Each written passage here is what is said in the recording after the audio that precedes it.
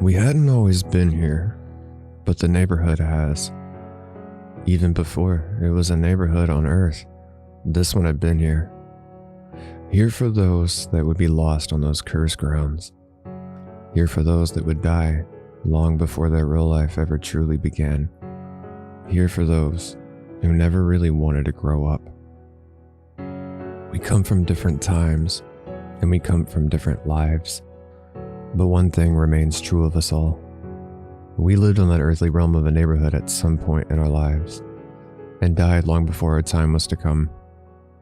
We don't remember much of our lives in the Cul-De-Sac since the last member of our group joined us, and we certainly won't remember now when the next spirit comes. But here's what we do know.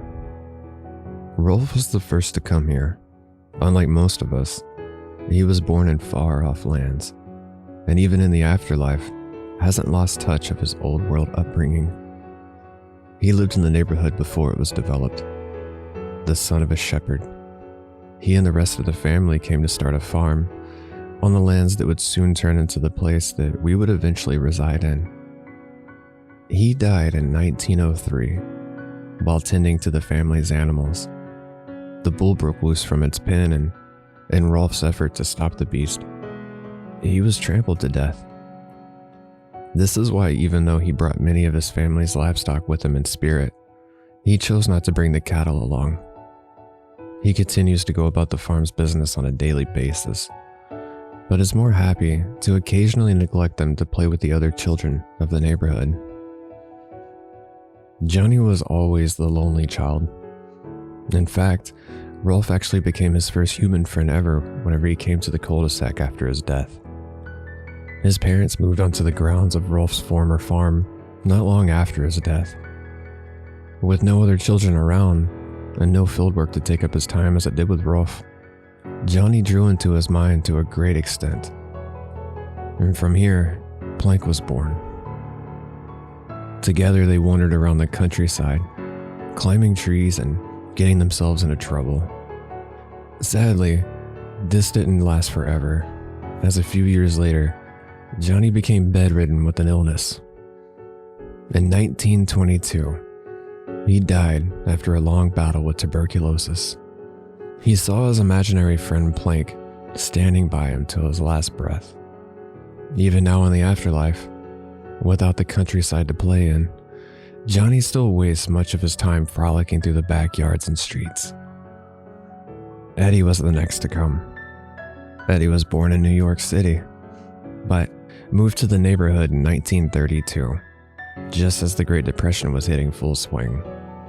The neighborhood, while still different, was beginning to take form from the fields of its past as families moved in and split up the lands that had once belonged to Rolf's family. Always a schemer, Eddie looked to do anything to bring some comfort to his very bare family life, even if it cost him the friendship of others. Eddie died in 1939 after one of his grand plans to swindle a sap backfired. He drowned trying to cross the local river after trying to run away from some angry kids that he had tried to deceive. Even in the afterlife, he keeps chasing the almighty dollar. Sarah and Ed came together not too long after that. By the late 40s, the cul-de-sac had already nearly taken its final form as one of the pre-planned developments that became popular in the post-war era. As brother and sister growing up in the chaos of World War II, they both had various ways of escaping their lives, as children of a dead GI and a working mother. Sarah became enraged and controlling as she sought to make sure that everyone around her knew that she was in charge, all in an attempt to copy off of her view of the hustle and bustle of her often working mother. Ed, on the other hand, went about everything in a very different way. He just shut it out entirely.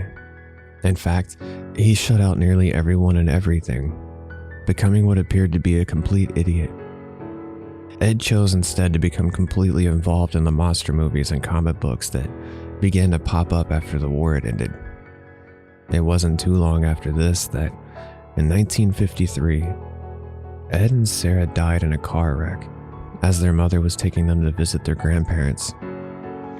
Next came a time after the brother and sister, Naz was a flower child, born to a pair of hippies turned establishment in the late 60s. She was a naturally beautiful girl that had always had a way with the boys and the men alike. She lived life on a whim and would often go about flirting and playing without any intentions. And she died in possibly the most horrible way of any of the children in the neighborhood. In the summer of '79, a serial killer who had broken out of a local asylum had slipped into her house in the dead of night and raped and killed her along with her entire family. In the trauma of these events, she, in a similar way to Ed, shut out the world entirely and forgot of her parents and siblings, which is why in the afterlife, she doesn't ever receive demands from the non-existent parents, unlike many of the others. This gives her much more time to lounge around and party as she often does. It didn't take long before Ed joined the rest of the neighborhood. He was a child of two highly controlling professionals in the age of greed that, despite their constant absence, dominated his life. As such, Ed became quite the intellectual and a rather meek and shy figure. Always the curious type, he loved to experiment when given the time away from school and the constant chores of his parents. This would lead to his untimely demise in 1986, as a gas leak combined with the Bunsen burner from one of his experiments tore him and his house to pieces. Being the timid and subservient type, between various misadventures, Ed continued to follow the written orders of his parents long after his death. Kevin was the next to join the group. He was born on the day of Ed's death, and is in many ways his polar opposite. Kevin came from a broken home and developed a bold personality. In life, he was cynical and angry and took it out on many of the other children. His abusive father would rarely pay him any attention in life and would end up bringing about the end of it. In a drunken rage, his father beat him after Kevin attempted to stand up to him. He died on the way to the hospital in the winter of 1999. His father spent the rest of his life in prison. In the afterlife, Kevin changed his perception to the opposite of what his life really was, with a distant father who would shower him with gifts. However, he continued to maintain his bullying even after death.